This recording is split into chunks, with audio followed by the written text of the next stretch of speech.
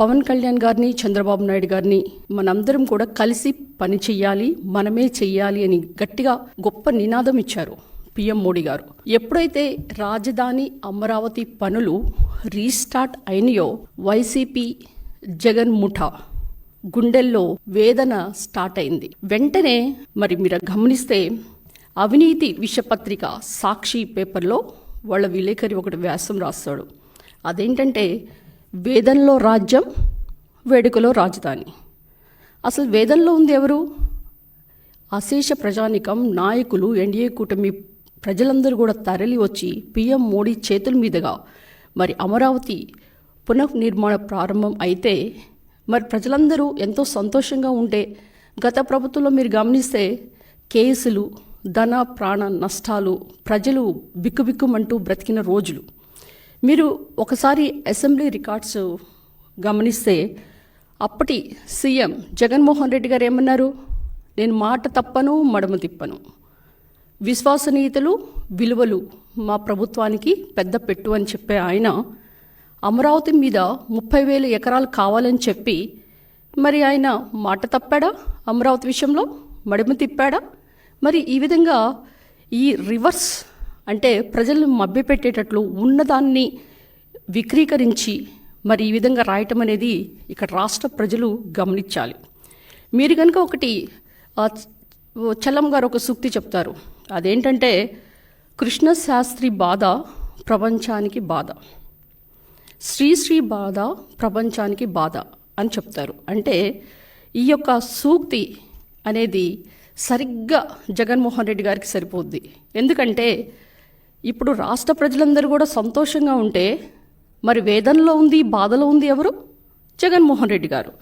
ఆయన కనుక ఆయన చెప్పిన మాటలు అమరావతి గురించి ఏ విధంగా మరి ఆ అమరావతిని అటకెక్కిచ్చారో, పనులు ఏ విధంగా చేయకుండా మరి అమరావతిని కొల్లబొడిచారో రాష్ట్ర ప్రజలందరూ దాన్ని గమనించాలి. మరి దుర్యోధనుని యొక్క అత్యాసే కురువంశం నాశనం. అంటే ప్రతి దానికి కూడా నాకే కావాలి, నేనే దోచుకోవాలి, దోచుకో పంచుకో తినుకో అని కాన్సెప్ట్లతో అక్కడ రాజధాని పనులు అటకెక్కించి రోడ్లను తవ్వేసి కంకర్లు కొట్టేసి మరి ఆయన చేసిందేంటి? కార్యకర్తలకి అక్కడ వైసీపీ బాపట్ల ఎంపీ అయిన నందిగం సురేష్కి దోచిపెట్టాడు. మరి ఒకసారి అందరూ కూడా ఒక దారిలో నడిస్తే ఉరిపి కట్టది మరొక దారి అంట. అంటే ఈయన జగన్మోహన్ రెడ్డి గారు ఏం చేస్తారండి? కల్తీ మద్యంతో రాష్ట్ర ప్రజల్ని కొల్లబొడి చేశారు. 30 లక్షల మంది ఆసుపత్రి పాలవటం, 30,000 మంది చనిపోవటం, అంతేకాకుండా 1,00,000 కోట్ల పైన కూడా మద్యం స్కామ్ బయటకు తీస్తుంటే దానికి ఉలిక్కిపడి మత, కుల, ప్రాంత విద్వేషాలని రెచ్చగొట్టి మరి ఏ విధంగా ఆయన అమరావతి క్యాపిటల్ వైభవాన్ని మరి పునఃప్రారంభమైతే దాన్ని ఏ విధంగా ఆయన రెచ్చగొట్టి రివర్స్ ఆర్టికల్స్ రాస్తున్నారో మీరు గమనించాలి. ఎందుకంటే ఎప్పుడైనా కానీ తమ కంట్లో ఉన్న దూలాన్ని కప్పిపెట్టి ఎదుటివాడి కంట్లో ఉన్న నలుసుని తీసే పనిలో ఉంటారు వైసీపీ బ్యాచ్ అంతా. ఎప్పుడు కూడా వాళ్ళు చేసే విష ప్రచారం ఎలా ఉంటుందంటే దొంగే దొంగ అన్నట్లు మరి ఎప్పుడు కూడా వాళ్ళు ఒక అబద్ధాన్ని చెప్పి ప్రజలను మభ్యపెట్టడం. అంతేకాకుండా ఇప్పుడున్న ఎస్టిమేట్స్ని మీరు గమనిస్తే ఎస్టిమేట్స్ పెరిగినాయని చెప్తే వాళ్ళు రిషికొండకి మరి 1 స్క్వేర్ ఫీట్కి ఎంత ఖర్చు పెట్టారమ్మా? 20,000 పైన ఖర్చు పెట్టారు. అంటే స్క్వేర్ ఫీట్కి 20,000 పైన ఖర్చు పెడితే మరి ఇప్పుడున్న అంచనాల ప్రకారం ఆ స్క్వేర్ ఫీట్ విలువ ఇంకా తక్కువ చేసి మరి ఎన్డీఏ ప్రభుత్వం చంద్రబాబు నాయుడు గారు ఈ నిర్మాణాలకి తను ప్రతిష్టగా దాన్ని పునర్నిర్మాణం చేస్తుంటే ఏ విధంగా ఆర్టికల్స్ రాస్తున్నారో మీరు గమనించాలి. ఒకే రాజధాని ఉంటుంది, ఇక్కడ వికేంద్రీకరణ ఉండదు, అంతేకాకుండా రాజధానినే కడతారు, పోలవరమే కడతారు, ఇక్కడ పనులేం కావని చెప్తుంటే దెయ్యాలు వేదాలు వాళ్ళు ఇస్తున్నట్లు ఉన్నాయి. ఎందుకంటే మీరు కనుక గమనిస్తే ఇక్కడ ఆల్మోస్ట్ మనకి రాజధాని పనులు ప్రారంభమైన దగ్గర నుంచి 7 లక్షల కోట్ల పైన మనకి ఆదాయం వచ్చింది. అది కూడా ఎవరికి ఇచ్చారు? వెనుకబడిన ప్రాంతాలైన ఉత్తరాంధ్ర, రాయలసీమకి ఇచ్చారు. మరి గత ప్రభుత్వంలో నేను కూడా అప్పుడు ఎమ్మెల్యేగా ఉన్నా. అప్పుడు కనుక మీరు గమనిస్తే మా సర్పంచులు కానీ మరి మున్సిపాలిటీస్ కానీ అందరూ కూడా గగ్గోలు పెట్టేవాళ్ళు. ఎందుకంటే అక్కడ అమౌంట్స్ పడతాయి ఖాతాలో. ఎందుకంటే 15th ఫైనాన్స్ 16th ఫైనాన్స్ నిధులన్నీ. కానీ అవి చూసేప్పటికి అక్కడ డబ్బులు ఉండవు, వెంటనే తీసేస్తారు. అంటే వికేంద్రీకరణ అంటే ఏ విధంగా వస్తుంటుంది అంటే సర్పంచులు కనీసం బ్లీచింగ్ పౌడర్ కూడా కొనలేని పరిస్థితి తీసుకొచ్చిన అధోగతి పాలు చేసి వాళ్ళ మీద గొడ్డలు వేటేసిన జగన్మోహన్ రెడ్డి ఈ విధంగా ఎలా మాట్లాడతారు? ఈరోజు వికేంద్రీకరణ అంటే ఏంటి?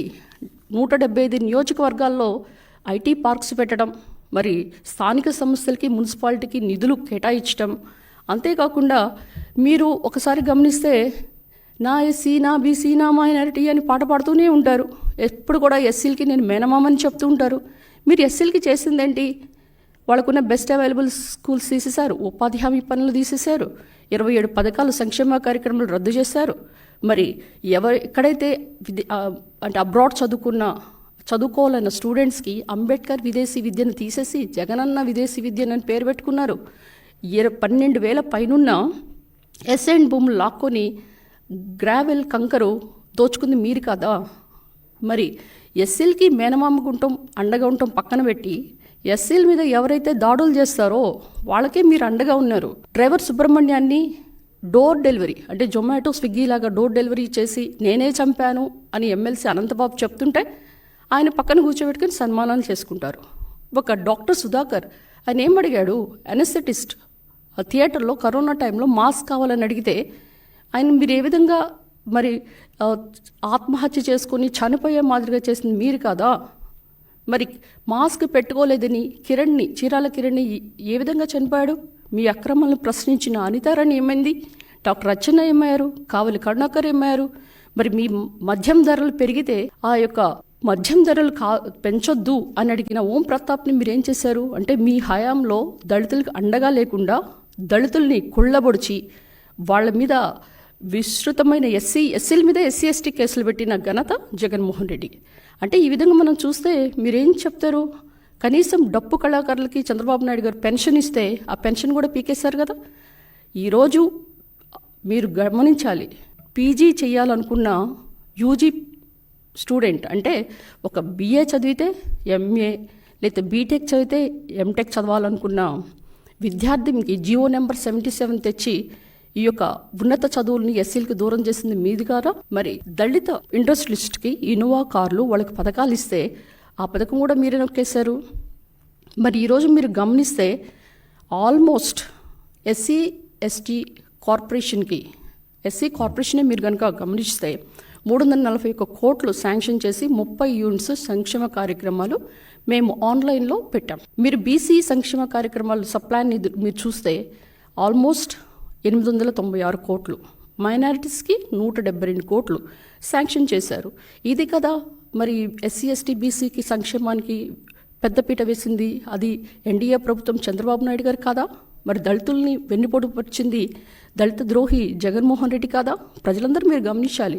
ఈరోజు మీరు గమనించాల్సిన విషయం ఏంటంటే గత 5 సంవత్సరాల్లో జగన్మోహన్ రెడ్డి గారు 9.5 లక్షల కోట్లు 5 సంవత్సరాలకి బడ్జెట్ పెడితే దానికి 30,000 కోట్లు ఎస్సీస్కి సప్లాన్ నిధులు విడుదల చేసి నవరత్నాలతో నవమోసాలు చేసి దళితుల్ని మరి వాళ్ళ యొక్క అభివృద్ధిని అణగొట్టింది జగన్మోహన్ రెడ్డి గారు.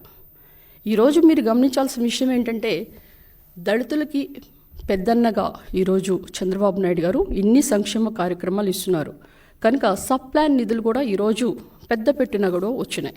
ఇక పోలవరం నదుల్ని అనుసంధానం చేస్తూ ప్రతి ఎకరాకి కూడా నీరు ఇవ్వడానికి పెట్టుకున్నారు. ఇప్పుడు మనకి చాలామంది మీరు గమనిస్తే అందరూ చదివిన వాళ్ళు గొప్పగా ఉన్న వాళ్ళే పైన ఉంటారు. మరి పేదలకి మరి బంగారు కుటుంబాలని ఆదుకునే మాదిరిగా P4 అనే పద్ధతి తీసుకొచ్చి వాళ్ళని అడాప్ట్ చేసుకొని వాళ్ళ యొక్క సంక్షేమానికి మరి పెద్దపీట వేశారు. ఈరోజు మీరు గమనిస్తే మనకి ఈ యొక్క రాజధాని అనేది ఈ రాజధాని పునర్నిర్మాణం అనేది అంత ఆషామాషిగా రాలేదు. ఎందుకంటే రాజధాని రైతులు ఎందుకంటే అప్పట్లో నేను ఎమ్మెల్యేని మరి 1631 రోజులు వాళ్ళు మహా ఉద్యమం చేశారు. ఈ మహా ఉద్యమంలో ఎందుకు చేయాల్సి వచ్చిందంటే టీడీపీ ప్రభుత్వం అంటే 12 you mean to say that Chandrababu Naidu గారి టైంలో అంటే 2014లో ఈ యొక్క క్యాపిటల్ పురుడు పోసుకుంది. కానీ జగన్మోహన్ రెడ్డి గారు ఏం చేశారు? 3 రాజధానుల పేరుతో దాన్ని నైవంచన చేస్తే మరి ఆయన వేసిన గాయాలు పూడుస్తూ ఈరోజు రాజధానికి పునర్నిర్మాణం చేశారు. అయితే ఒక వ్యక్తి ఒక ఎకరం అంటే తన యొక్క తరతరాల నుంచి ఆస్తిని అంత ఈజీగా ఎవరు ఇవ్వరు. కానీ చంద్రబాబు నాయుడు గారి మీద అశేష ప్రజలు నమ్మి వాళ్ళ యొక్క భూముల్ని ఫ్రీగా ఇవ్వటం, అంటే ల్యాండ్ పూలింగ్ స్కీమ్లో ఆల్మోస్ట్ ఇంత భారీగా అంటే 54,000 ఎకరాలు రావటం అనేది ఒక చరిత్ర. It is a record. ఎందుకంటే రాజధాని ప్రాంతంలో ఉన్న 29 గ్రామాల్లో 29,000 మంది రైతులు, రైతు కూలీలు, తర్వాత ఈ యొక్క పూలింగ్కి ఇచ్చిన ప్రజలు వాళ్ళందరూ కూడా ఆల్మోస్ట్ 34,000 ఎకరాలు ఇస్తే, మరి అడవి భూములు, తర్వాత కొండ ప్రాంతాలు, ఇతర ప్రాంతాలు కలిపి టోటల్ ఆ యొక్క 15,000 మొత్తం కలిపి టోటల్ మనకి 54,000 ఎకరాలు అయినాయి. ఈ 54,000 ఎకరాల్లో కూడా ఇది సెల్ఫ్ ఫైనాన్స్ నగరం. మనం ఒక పైసా కూడా ఖర్చు పెట్టక్కర్లేదు. వాళ్ళకి మనము వాళ్ళ యొక్క కమర్షియల్ అండ్ రెసిడెన్షియల్ ప్లాట్స్ ఇచ్చి డెవలప్ చేసి, ఎవరికైతే మెట్ట ప్రాంతం ఉందో వాళ్ళకి 30,000 మనము కౌలిస్తామని చెప్పాం. తర్వాత ఎవరికైతే సాగు భూమి ఉందో వాళ్ళకి 50,000 ఇస్తామని చెప్పాం. అంటే 30,000, 50,000 కౌలు, అది కూడా 10 సంవత్సరాలు. అది నమ్మి ప్రజలు ల్యాండ్ పూలింగ్ ఇచ్చారు.